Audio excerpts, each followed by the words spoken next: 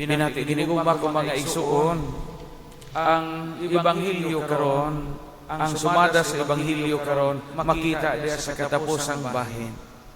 Nag-ingon atong Ginoong Jesucristo, nakadawat kamo nga walay bayad, busa panghatag kamo sa walay pagpangajog bayad. So nakadawat kita nga way bayad, panghatag nga di mangajog bayad. Sa atong kasinatian, sa atong nanalaw-adlaw nga kinabuhi, makabantay jud ta nga piskay jud ning libre. Mao kabantay.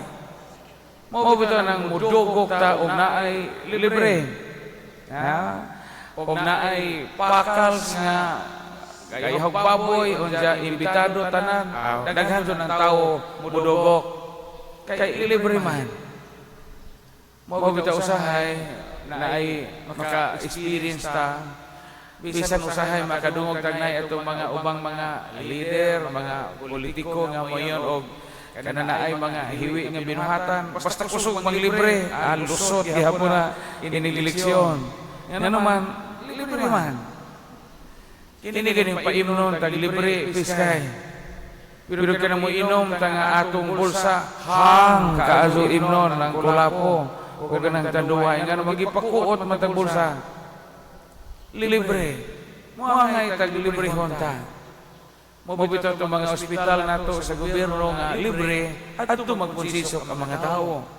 Galyaris Hospital Pananglitan, kay gobyerno man, daghang pasyente. Abot sa agianak, abot sa hagdan, usahay o magkalisod. Kaya nga naman, libre man. Ingana ang dynamic sa kalibutan. Wangay taglibre. Wala ta makaalinggat nga ang Ginoo pod kanunay nang libre na to. Ang nagingon sa Ebanghelyo, ingon ang Ginoong Jesucristo na nakadawat ka mo nga way budget. Libre. Salvation is free. Pagluwas sa Ginoo nato, pagsalbar sa Ginoo nato, wa ta babayaran. Gidukhan kita sa Ginoo, gihatangan kita gasa sa kaluwasan as a free gift. Salvation is a free gift from the Lord.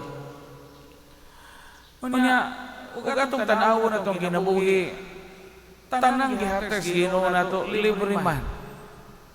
Kapasayloan sa itong mga sa gilibre ta sa Ginoo, gisalbar ta. Bisan ang gasa sa ginayahan o gasa sa kalibutan, gihatag sa Ginoo nato nga libre. Wala ta magkaalinggat kining hangin nga atong giginhawa karon. Ug gipresyuhan pa ni sa Ginoo, di paigo ni jo pensyon. Tanawa ba ta ng ospital, tapila ka tangking oxygen, mahurot na to. Nga mo'y makaingon nga dako tag bill, kanang ICU tag oxygen ta. Mahala din ang hangin. Pero kaluoy sa Ginoo karon, niya patag ginhawa ta, wa ta pabayra sa hangin niya atong giginhawa. Daghang mga gipanglibre sa Ginoo nato. Ang kalibutan, ang kinaiyahan, ang paggamit sa mga kasapaan, paggamit sa mga hinimo sa Ginoo, libre. Ang problema usahay kay gipangkuraw naman sa mga tao nga di gustong mamahin nato. Usahay sa itong kabaybayunan ron, labi nagdaghan ng mga nakapanag-iya diha nga mga foreigner uban, usahay ang mga mananagat di na kaagi sa ilang kaugalingong natad.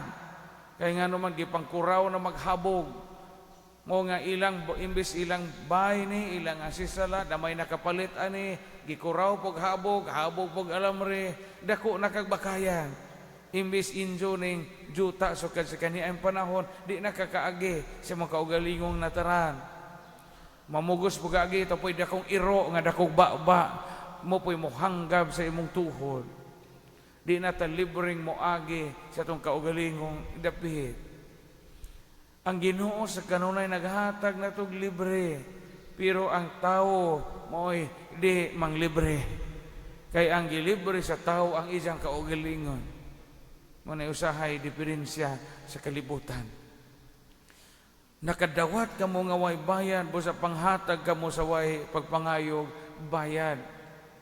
Jaraghan mo po mga pilosopo mo iyon. Gano'n lagi mo, kumpader, magdawa, mangadyo mo, sobre, o mumisa mo. Nga ingong Maginoo og nakadawat mo nga way bayad, panghatag sa mo nga way bayad. Ngano lagi pader, o magpamisa mig minatay, mangadyo mo mong stipend. Ngano lagi pader, magkasal mong espesyal, naalagi stipend. Moingon lagi si Betty, si Maymay, o naay stipend.